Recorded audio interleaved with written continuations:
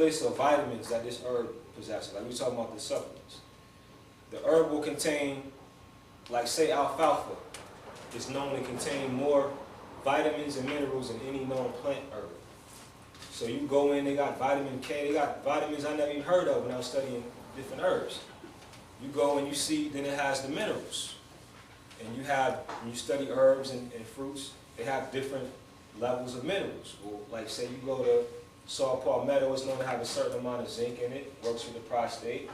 It has a list of things that it does. So it's just like you have a plate, and you got 5 things on it. If it's a 4-course meal, the way we've been taught in this modern time is that you're supposed to have this, and that to have a complete meal. Whereas, even take it back from a religious or a spiritual standpoint, the way God made the food in the first place, it had all these different things in it. If you get a mango, it's got 15, 20, 30 different things that it has in it and that it's good for by itself. And the way the body most easily processes that is if it is consumed by itself. You know, particularly, even not to just say that everybody has to jump to that level of we're just going to eat apples today. But if you just try it every now and then, say, okay, and we do it unconsciously. Summertime come, somebody bring that watermelon. Like you been out, the kitchen table, people, the elders come, people sit there and eat watermelon and don't eat nothing else. And will sit there, don't even think about what they're actually doing. And these are people from all kinds of dietary backgrounds. Because that's an instinctive thing to do. You go into the watermelon. We were talking, me and the film crew, we were talking about this, the science of the watermelon. All of the different properties that it has. The rind of the watermelon has, according to scientists from different various universities around the country, they say the rind of the watermelon has a Viagra-like effect on the body. It actually helps the capillaries to dilate so the blood can flow better, which is how Viagra works with circulation. It will actually turn up your body heat. It will it'll turn your heat up if it needs to be turned up, and it'll turn it down if it needs to be turned down. Like it'll cool you in the summertime if it's too hot. But there's the seeds of it. You chew the seeds up, they chop parasites, and they kill parasites, move parasites out of your body. You can use the seeds alone just to make a tea out of it. You can eat the meat. It helps you to emulsify fat and melt fat from your body. That's why people eat it in the summertime, because it's time to clean out a lot of the waste. It'll clean your colon out, it'll remove waste from out of your stomach, kills parasites. But though all of those things are symbolic of the 6 or 7 things on a dish, because it's one thing, it can be eaten for universal purposes, as opposed to saying I gotta have 10 things in each meal to have a full meal. The food is full in itself. In geometry, the shape that's full is the circle. We call it 360 degrees of the full circle. That's fruit. Most of them have circular shapes to them. You know what I'm saying? They're orbs of light. They all have different colors for different purposes. So I think a lot of that comes from the idea that a person has to be constantly eating. Even with the meats. One thing that got me started, I had to do a speech back in '97. I was going to Clark. We had a speech class, Clark Atlanta University. And lady, she said, you guys, you got to speak on something that means something to you, something that you're already doing in your life. Don't just get up here and talk about, chairs. If you don't make chairs, or you're from a family that made chairs, or there's not some kind of relationship, don't just talk about anything. Talk about something meaningful. And my thing I was going to talk about is, because I wasn't eating red meat at the time, I wasn't eating pork and beef. And that's how a lot of us get started, just looking at the pork and the beef situation, to slow it down. But I was just doing my last minute research, because most of my freestyle stuff, which is not necessarily good from a Western perspective, but that's just how it comes. So I really wasn't going to do too much organization for the speech. So I picked up a book that my uncle gave me that just left out here, and it's called Mucusless Diet. I was talking about it earlier. And the man was talking about the effect of different foods on the body, dairy products, what they do, how nature shows you that you don't have to drink that, how eating animal flesh works, how nature shows you don't have to eat that. But I was looking into that book and some other things. They were talking about beef and how long it takes to digest. And some say it takes, depending on the body and the genetic ancestry of that person, because the different races have different capacities for different things. But based on the universal standpoint, they were trying to say is that generally speaking, it takes from 24 to 48 hours at least to digest beef. So that means if you eat it for breakfast, and you eat it for lunch, and you eat it for dinner, you stuck with that for at least 2-3 days. And then when you say, I'm going to do this again in the morning time, all you're doing is adding on to something that never left. And that's just one thing. And anybody study chemistry, an element or an ingredient is a whole universe in itself. Then you mix this ingredient like on the movies. They put a little of this inside the beaker with that, and boom, it's an explosion. That could be 2 or 3 things. We might eat 20 things in a day.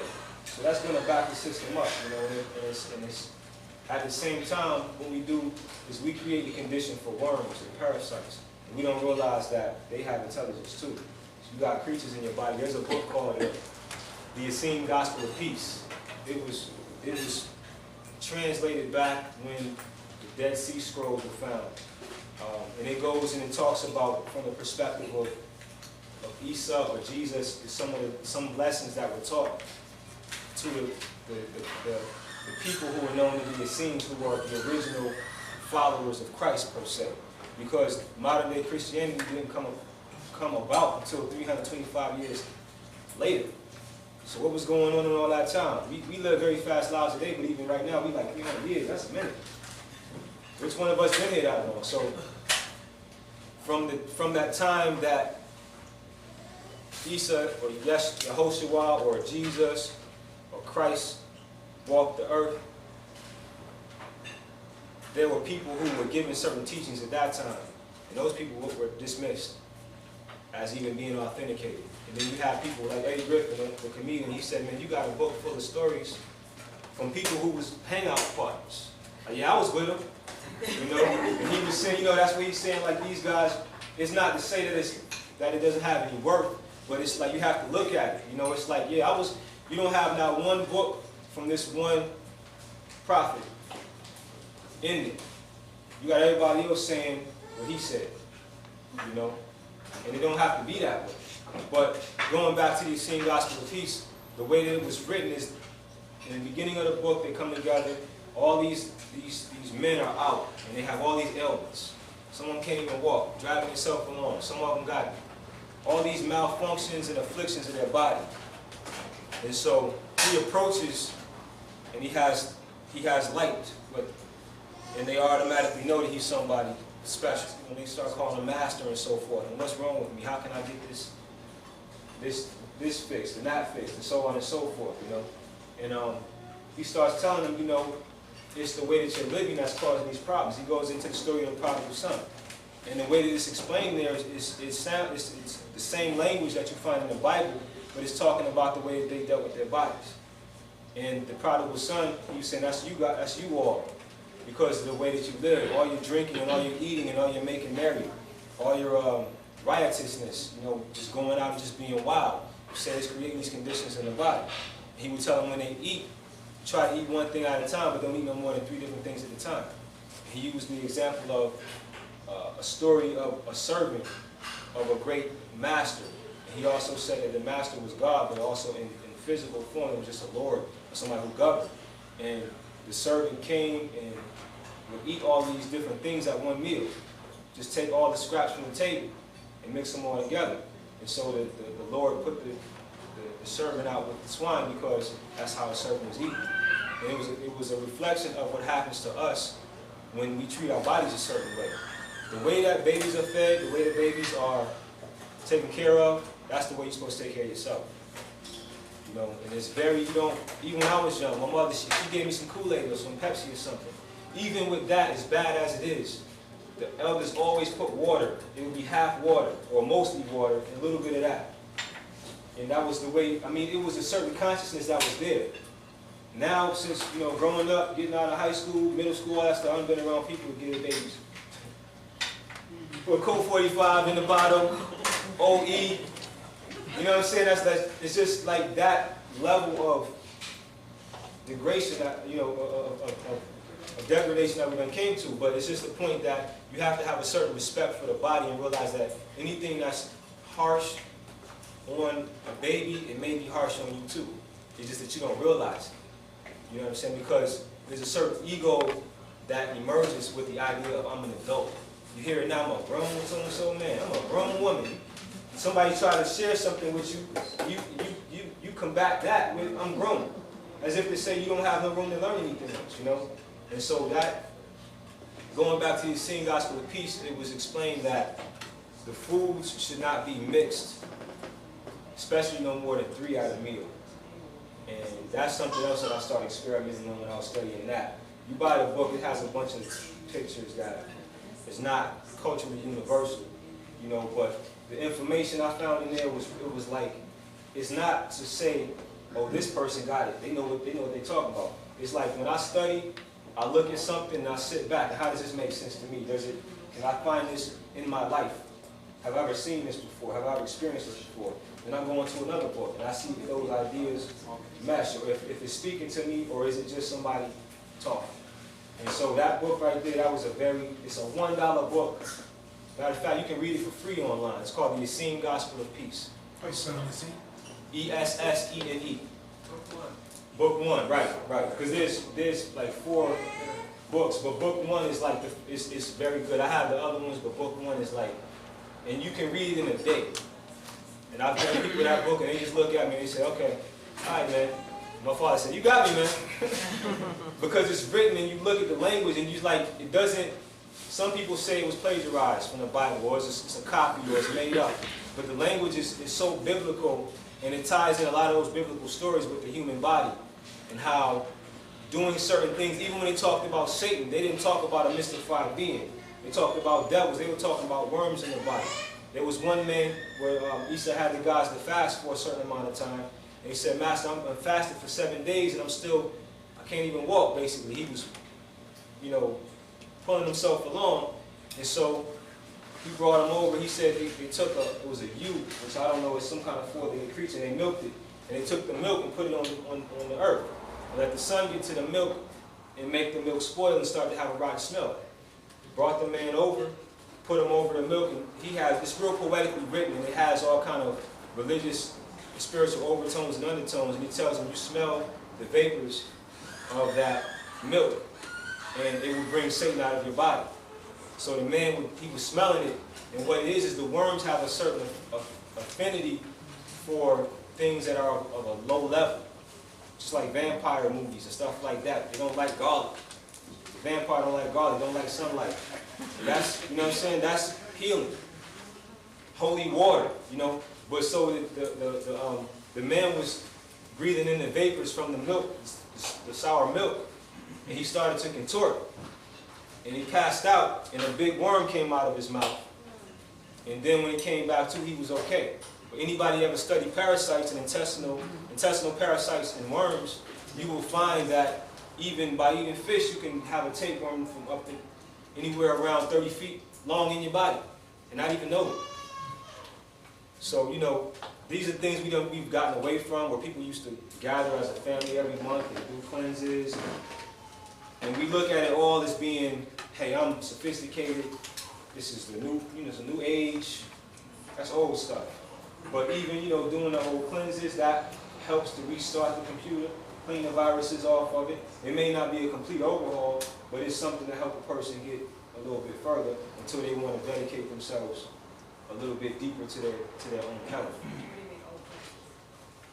I mean, like, for instance, I wouldn't say, take note. I wouldn't really recommend. You could do that. You could do the castor. People used to do castor oil. I did a whole lot of olive oil cleanses with CKLS myself. I did that about 6-7 times. And it always reminds me of that story, because when I take that olive oil, my body starts going like this. And I'm like, what? And that's a snake-like whipping motion. Is that me, or is that something in me? And so a lot of time when your moods change and stuff like that, and you say, well, I gotta have this. Or somebody say, well, you shouldn't eat that. What you mean I shouldn't eat that? You get defensive. A lot of times that's not even you. It's something in you. And and just like going back to this particular text, they were showing that these worms were actually, they were calling them demons. You know what I'm saying? My mom used to always tell me she didn't used to use certain words. I don't know where she get this stuff from. She never said the word booger. She said, you got demons in your nose. Where did that come from? Like, what I said, all right. She was just telling me, you always got to say something back, but just clean your nose out. But come to find out, worms live in mucus. Boogers are dried up mucus. The worms are the demons. I'm not trying to make sense, but I mean, it just connects. But you know, the whole book, they were showing how all these so-called demonic forces were brought about, not only mentally, not only spiritually, which is what we find in modern day religion, but the physiological aspect of it, which was taken out. The father, the child, the Holy Ghost. That's taken out the last component and making it to be something mystified. Whereas in nature, you have the mother, the father, and the son. You know, so the part that's missing, in my opinion, is that the diet. You know, in all spiritual systems, whether they were exoteric or esoteric, there was some dietetic discipline you had to take. If you in Islam, you got Ramadan, you have to fast. Even in Christianity, you have certain fasts. A lot of times people do what they want to do, but it's there. You study the Bible, every prophet you study got something dietetic he did. Jesus fasted in the wilderness for 40 days, 40 nights. Moses went fast 40 days, 40 nights. That means no water, no food, 40 days and 40 nights. But the doctor will tell you you can't go without food. You got to eat every day, 3 meals a day. So there's a contradiction between the doctor and the religion.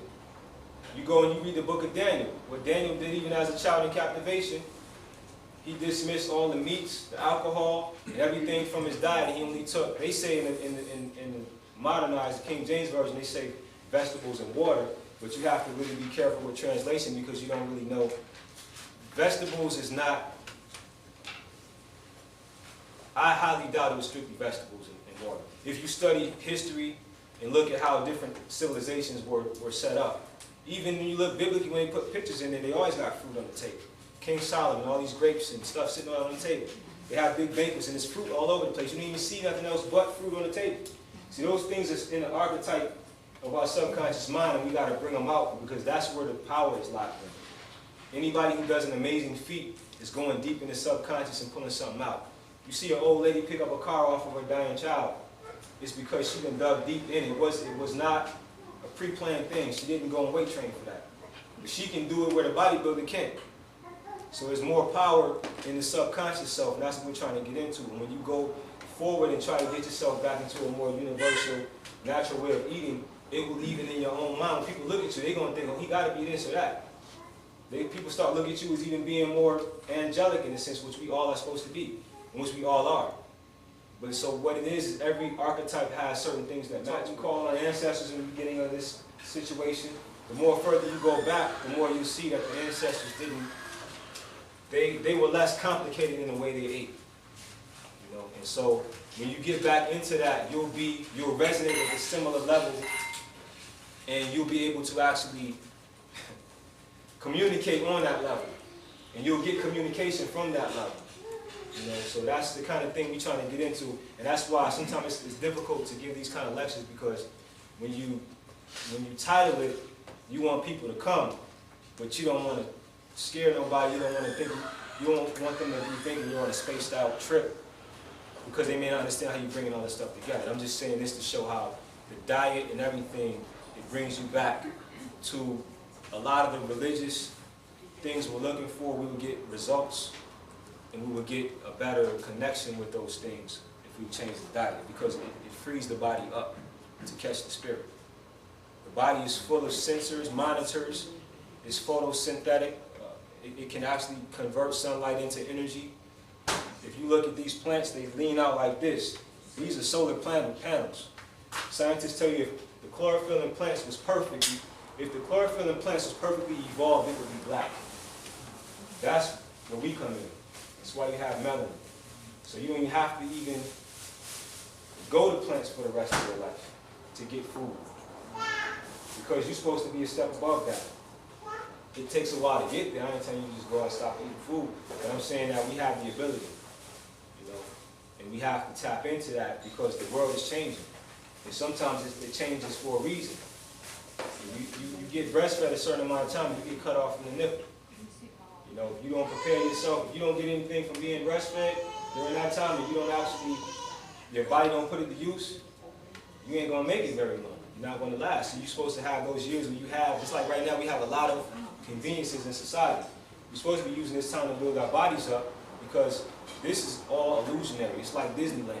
this thing fall apart, most of us is lost. You can't get your medication no more, it ain't gonna be available.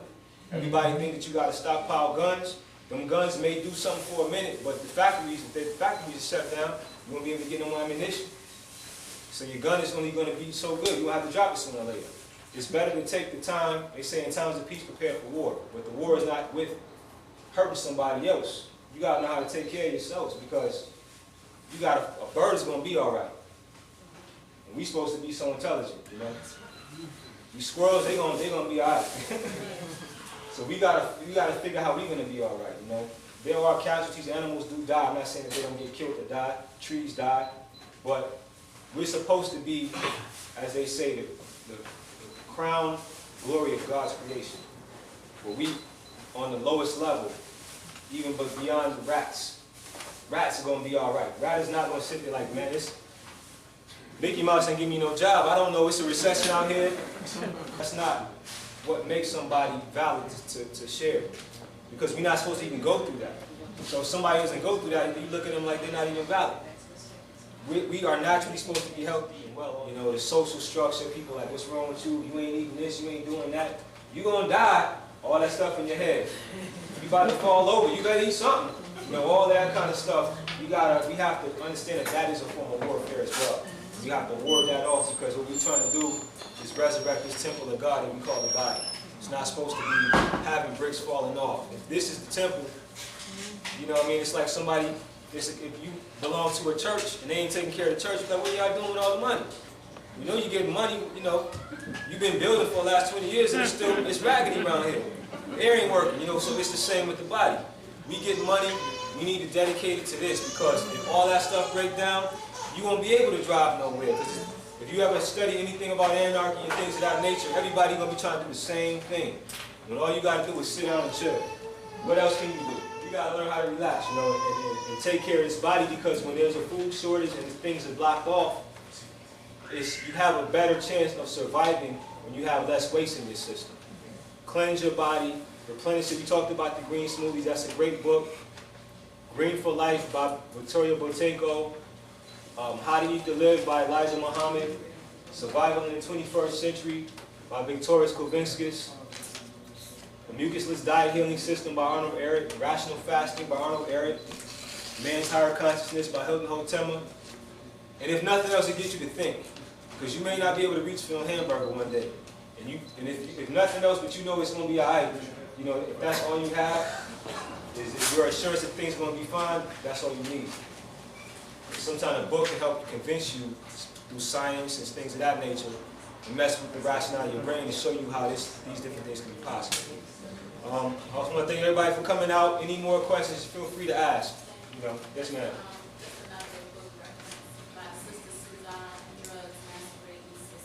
Yeah, Drugs, Masquerading as Foods by Suzar.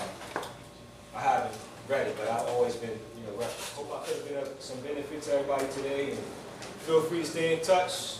Again, my cards are up there. I've got cards in the back table over here. And just let me know if you want to buy the articles. Nice work. In the back. Thanks a lot.